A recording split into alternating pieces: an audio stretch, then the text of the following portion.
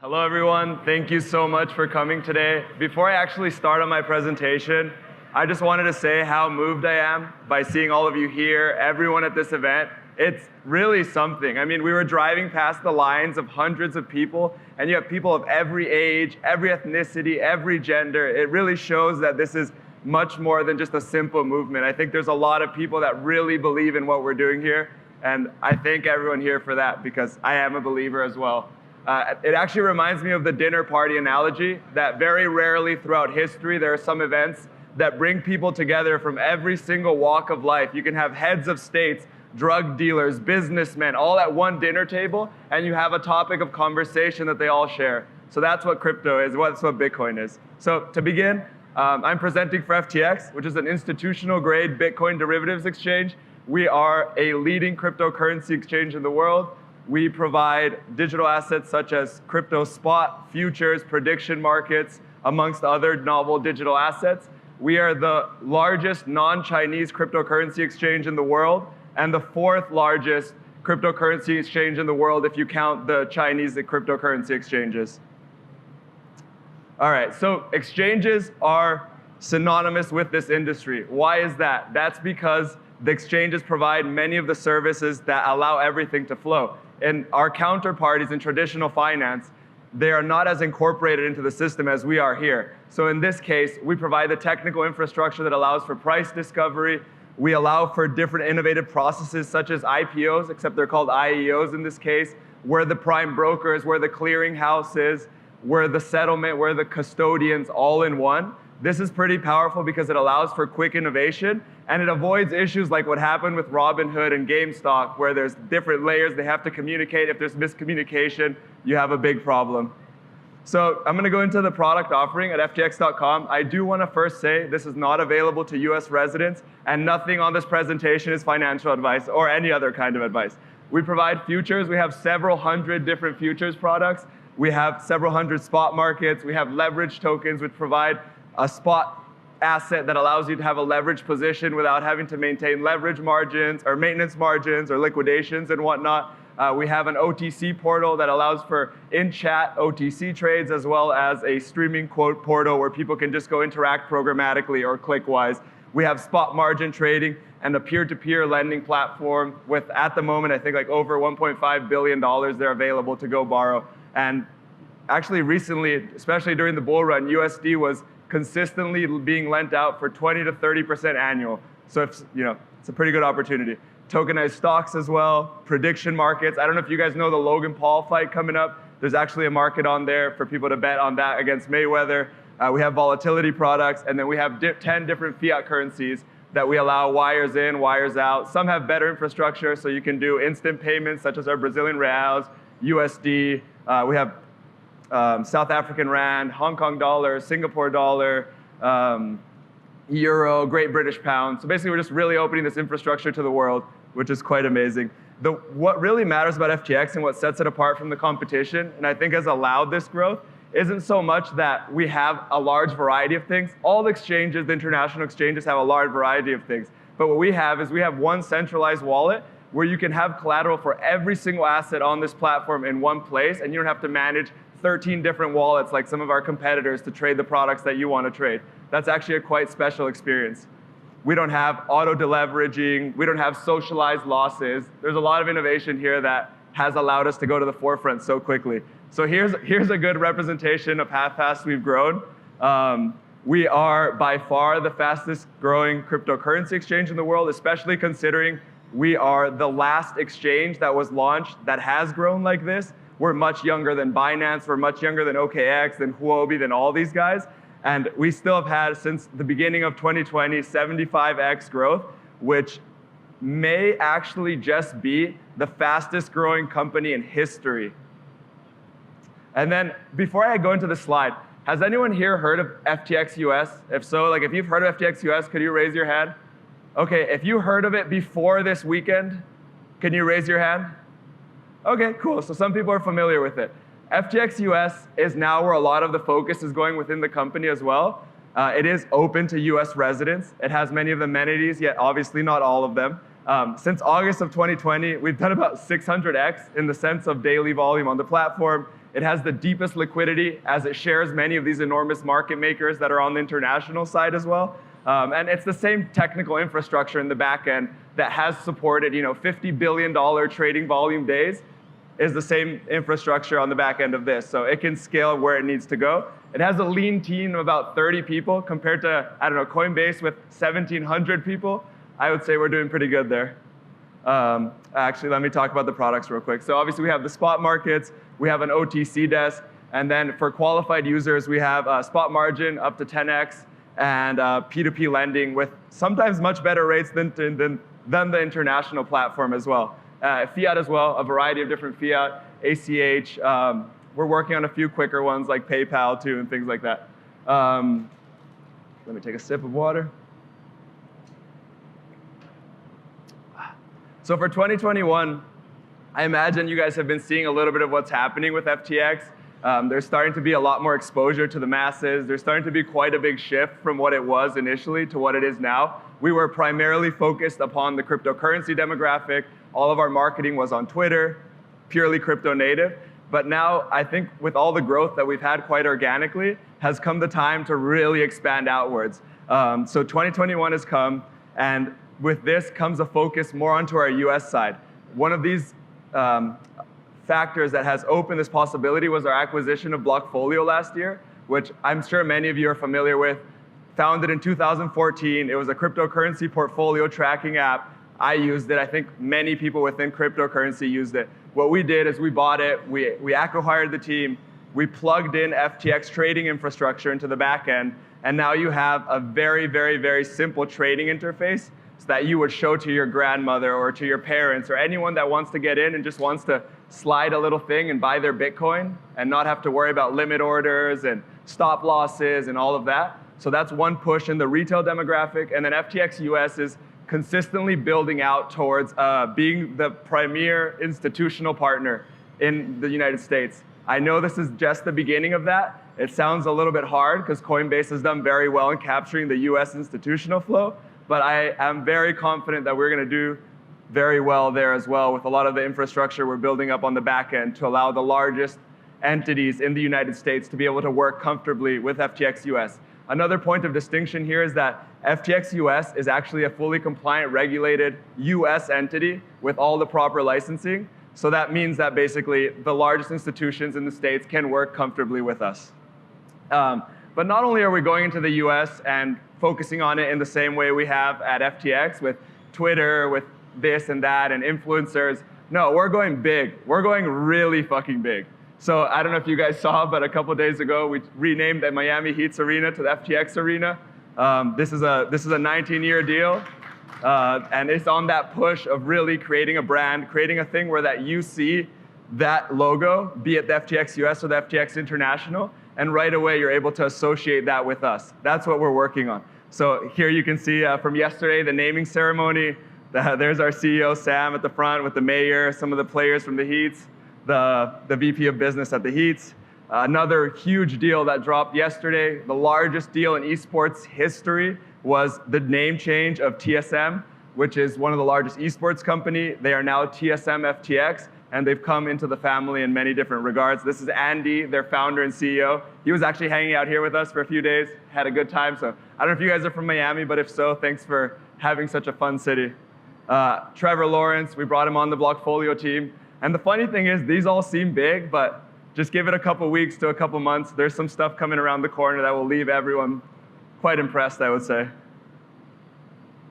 Okay, so what makes this all possible? How has this happened in 2 years, right? It seems improbable that some upstart exchange could come out and compete with the Binances of the world, the Coinbases of the world. Like, what the heck allowed that? So I think a very integral part of that is this guy right here. So this is Sam Bankman-Fried. This is our founder. This is our CEO. This is my boss, and I'm very honored to say this is my friend as well.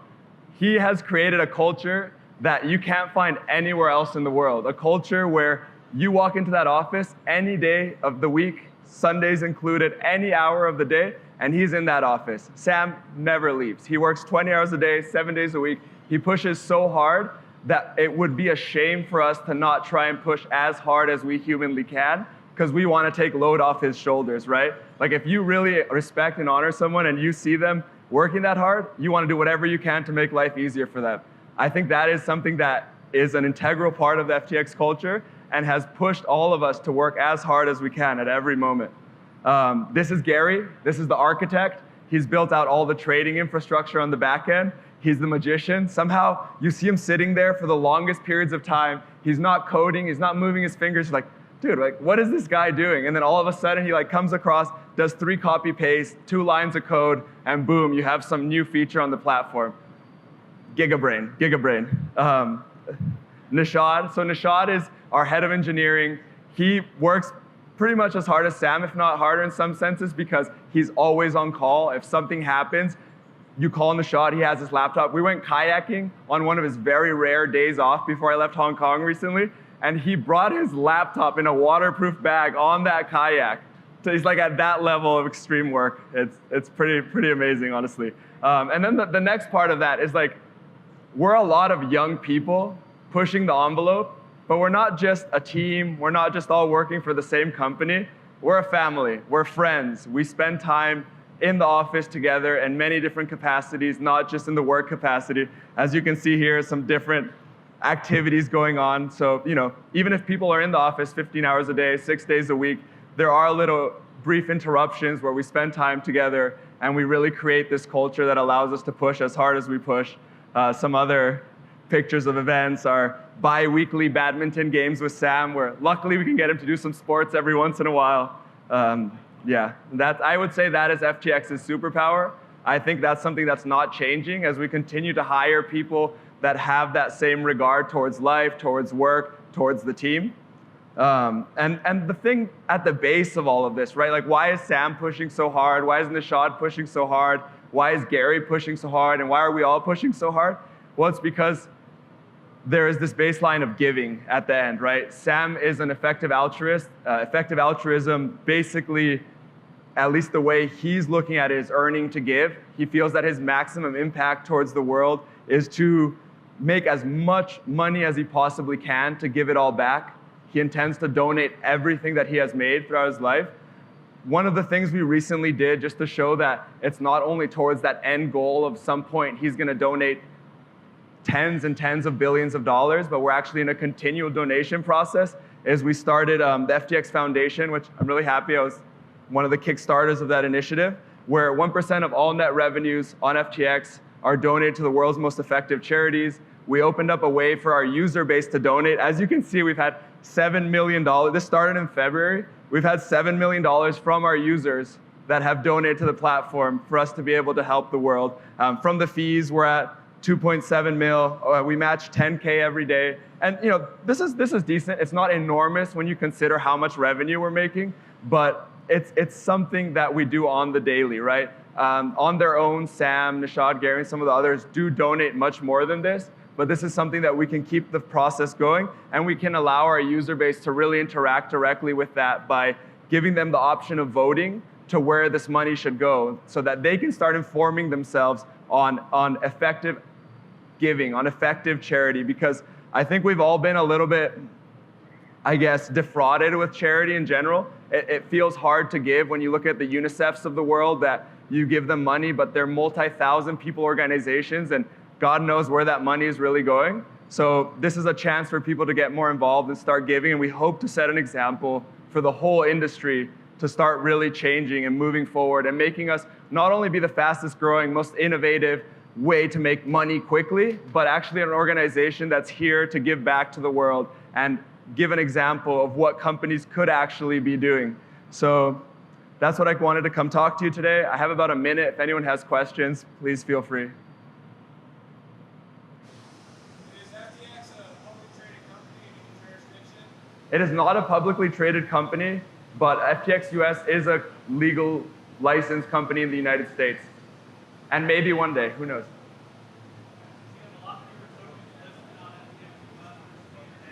Yeah.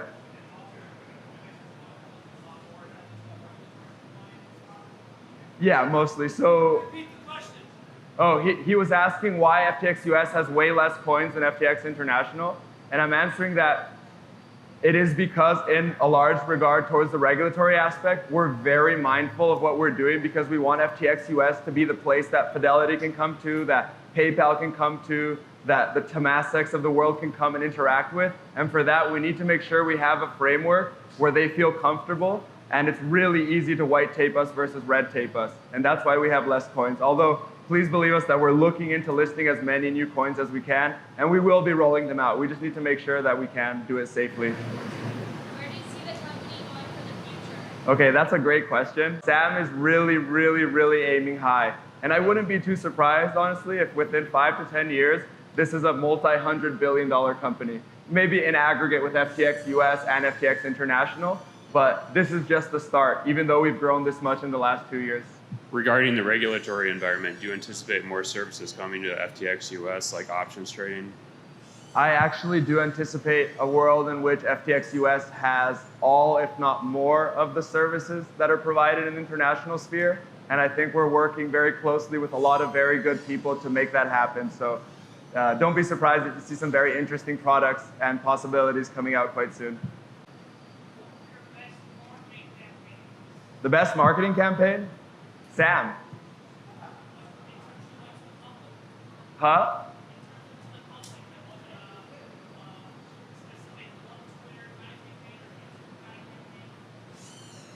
So just to confirm, are you asking like which was our most impactful marketing campaign? That's really hard to tell because I think a lot of where we've gotten has been a ton of tiny little things adding up in aggregate over time. So it's hard to pinpoint one specific thing. I do think that now with these recent developments like the FTX Arena and the TSM announcement, we're starting to see, one-off huge push marketing events.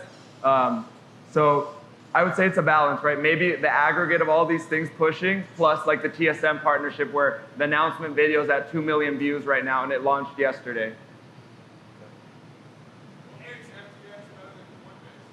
What makes FTX better than Coinbase? Well, if you submit a support ticket, you'll get an answer in like 24 to 48 hours instead of 3 weeks to a month for one. There's a Telegram chat. There's a Telegram chat where you can come in anytime and drop a question, and there's someone 24/7 online to answer you and help you out if you need something. We care. We really care. When I started, Sam used to be in the Telegram chat answering customers. He still does that on Twitter, and he's worth tens of millions. I don't think you see any other company or CEO doing similar stuff. FTX US, I don't know, 14, something like that. 15, and then we have USDT and USD markets, so dual. But there'll be more soon. Why are you being forced to build on a separate exchange in the United States? Why miss it? Just regulatory. It's derivatives are very difficult interplay in the United States. It's very regulated space, especially cryptocurrency derivatives.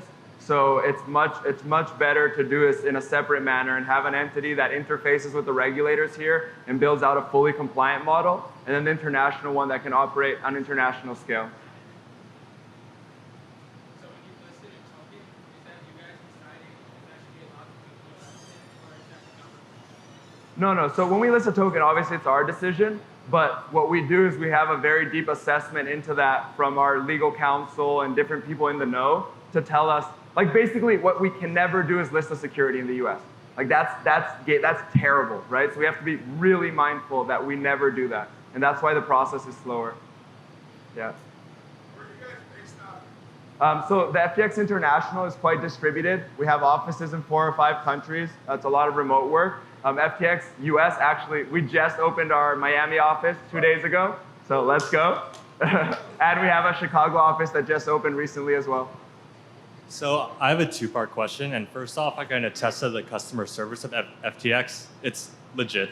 Thank you. And my question is, over the bull run, what has the month-over-month growth been in active users? So not someone who just creates an account, puts like 0.001 and dips, like people actively trading. Yeah, so I don't know the exact number. I kind of know where we started and where we ended, and sorry, I can't give you the exact numbers, but it's, it's going up. It's gone up a ton. Okay. It's gone up a lot. And the cool thing about, at least on the international side, is we don't have any jurisdiction that makes up more than 10% of our user base or 10% of our revenue.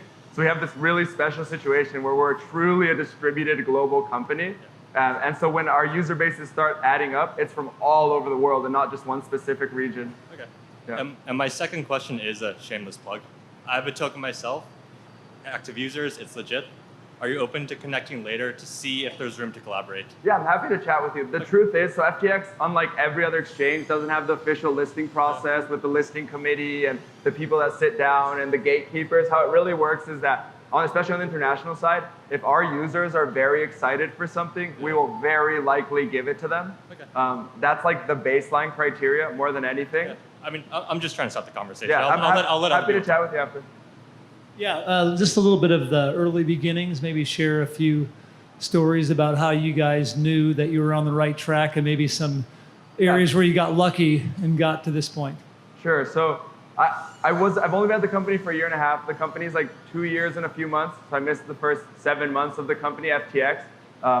Why it's been able to do what it did in a lot of senses is because Sam founded Alameda Research before FTX. And so they had traded on every exchange pretty much in the world, or every serious exchange in the world. And they saw the specific pain points that users had on those platforms. So when they built FTX, it was in regard to all these different pain points to solve them, right? To make a platform where people didn't experience these things. Like OKX back in the day, if you traded futures and their liquidation engine fucked up and someone went into negative, you know what they would do? It's not like they would pay out of the insurance fund. They would go to a position that made positive P&L, and they would take away their positive P&L to give it to the people that had gone into the negative. That's called socialized losses. So things like that FTX never, ever has had to do is what's really allowed it to get here. As well as, now not at all, because Alameda is a very small percentage of the market making volume on FTX, but initially as well, like Alameda was able to do a lot of the liquidity provision on the platform, which is the hardest thing for a new exchange, right? Like if you're a new exchange, how do you convince market makers to come and provide liquidity on your platform? It's really hard because it's that cat and mouse with retail and institutions and who's there first and who's not there. So that helped a lot as well. Cool. All right, thank you everyone. And yeah, if you have any questions, we can talk.